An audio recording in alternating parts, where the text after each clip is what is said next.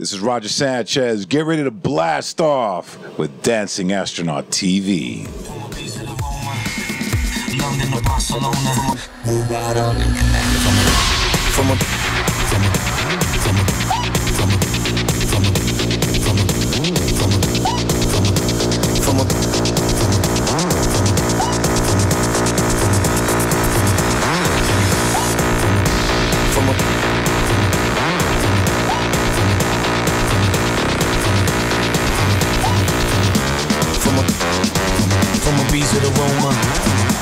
the Roma, from a worldwide all in command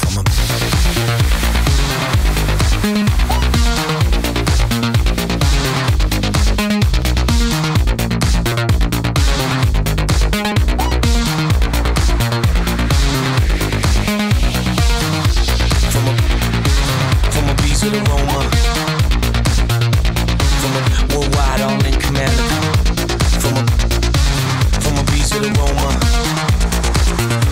from a worldwide all in command, from a B to the Roma, London to Barcelona, from a worldwide all in command, from a B to the Roma, London to Barcelona, from a worldwide all in command, from a B to the Roma, London to Barcelona, from a worldwide all in command, from a B to the Roma, London to Barcelona, worldwide all in command. I'm Roger Sanchez. I am a DJ that plays house music, produces it, loves it, breathes it, lives it. And it was amazing tonight. I think that the energy of the crowd was just unbelievable. It's funny, especially coming after our side trance set. It was a little bit of a thought about how was I going to start and transition between the two, but the crowd were there from the very first track all the way through the set. They were going for it. I loved it. Well, the interesting thing is doing EDC, and I've done it before in Los Angeles, but doing it here in Vegas, I feel like the crowd that's come out tonight has been really 100% going for it. You gotta really want to have fun if you're gonna come out to the middle of the desert to have a party, so I think they were ready for it. I think the last time I felt that dance music was really on a crest of a wave was somewhere around 2000, 2001. I was doing a lot of work and a lot of productions and a lot of remixes. I actually had a record which went #1 in Europe. And it was primarily in Europe that the phenomena was really, really happening.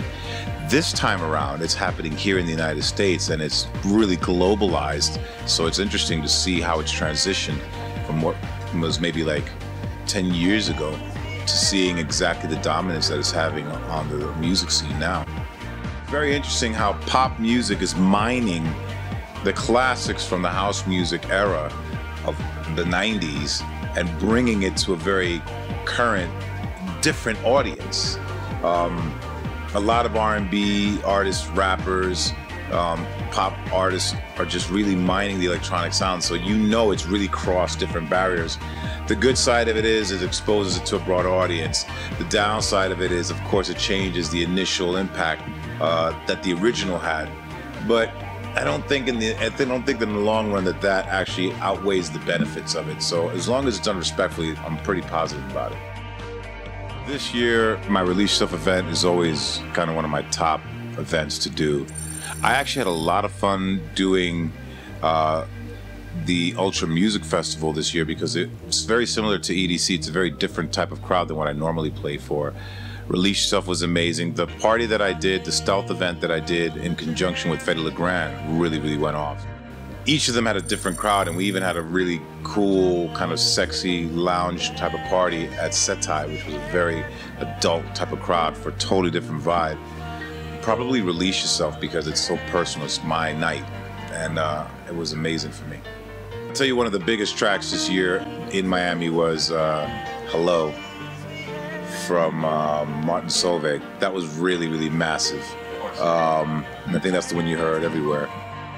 Well, one of the big things that's very different and that's new is we've actually moved Stealth Records here to the United States, and I'm getting ready to relaunch label and the new logos and everything updated.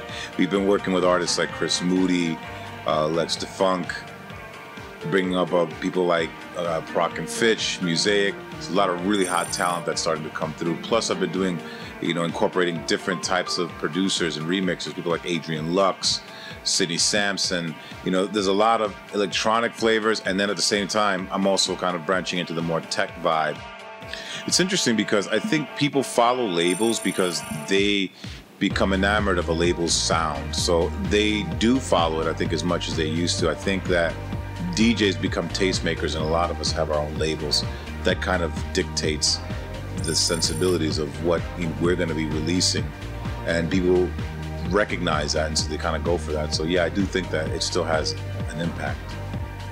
I had done a track a long time ago with MC Flipside where I had these vocals that I just hadn't had a chance to use them properly, and of all the lyrics that he did, the lyric of from Ibiza to Roma, London to Barcelona really resonated with me because that's the story of my life. I'm all over the place. I'm constantly worldwide.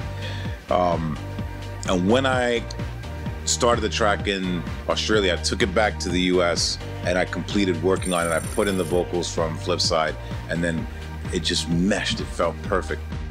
I think one of the most interesting things is when you're working on something new, it's kind of hard sometimes to get started.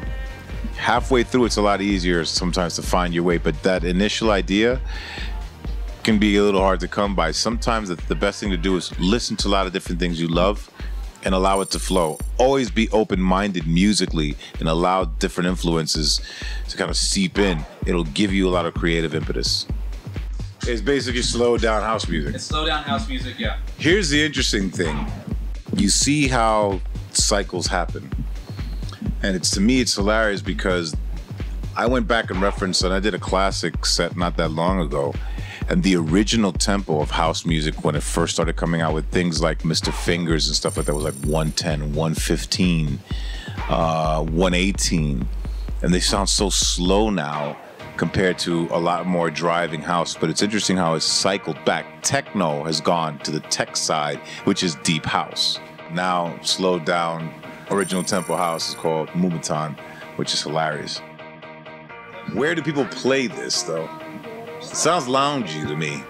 Usually the energy level tends to be a lot higher for kind of like the kind of hipster party, and it's a lot more aggressive. So it's kind of interesting to see how that's going to work. Like I can understand the energy behind dubstep because it is drum and bass. I have basically without the double speed. Now, would I produce something like that? You never know.